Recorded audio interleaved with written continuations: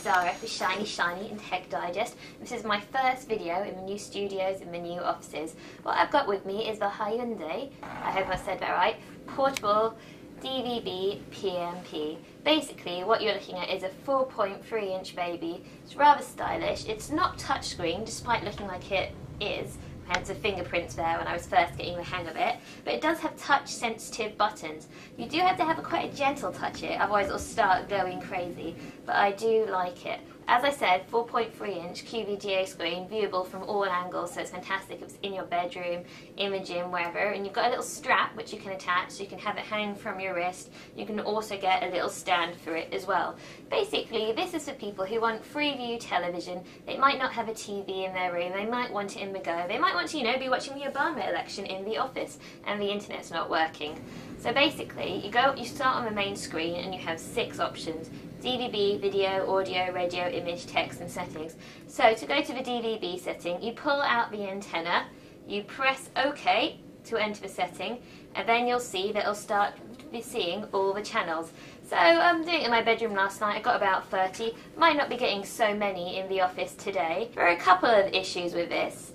The streaming's fantastic, the picture quality is great, the sound is great because we've got these nice little speakers here, and we've also got headphone sockets which are useful, but scrolling through the different stations, just a little bit tricky. You go up and down with the channel button, but the kind of problem is you don't really know what channels you've got until you flick to them. There's no program guide, there's not even a list of the channels you found. You just have to go up and down and hope, basically. But it does mean you can watch film 4, which is pretty awesome. You do have an internal memory here, it varies from I think 1 to 4 gigabytes, and you've also got a micro SD slot, or a mini SD slot. Both have sort of fitted actually, because we've been playing around. One of the good things about this, it says it only plays AVI and WMV4 files. That's a lie, because I have played a whole selection, which is good. So I'm just going to put on a movie for you here.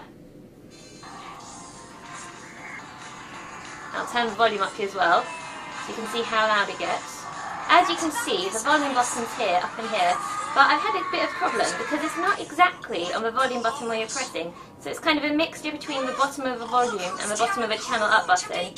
We're not even at the full volume now, so going up again, and hopefully going to get there.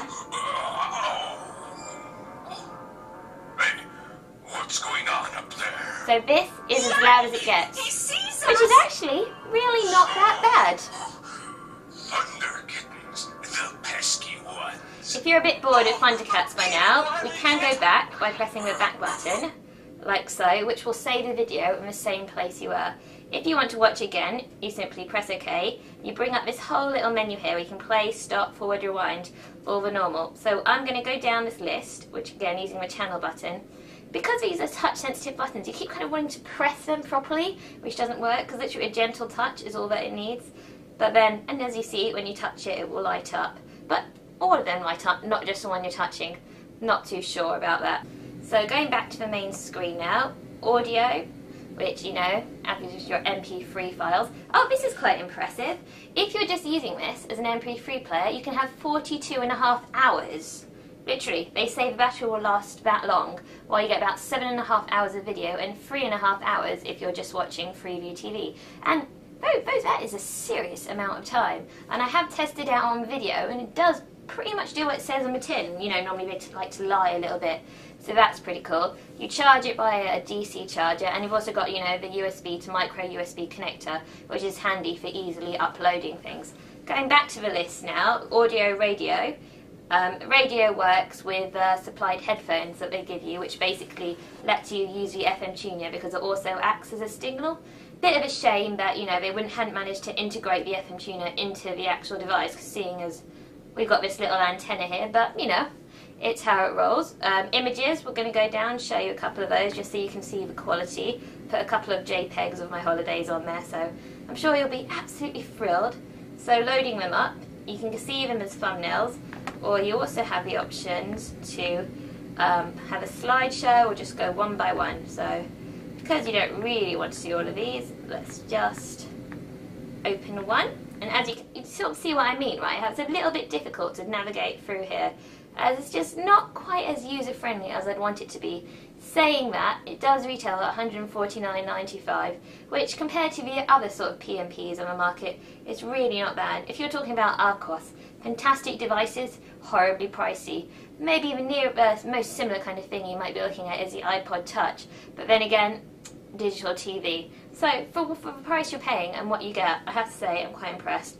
And we're now going to scroll through a couple of photos, up and down. It's beautiful.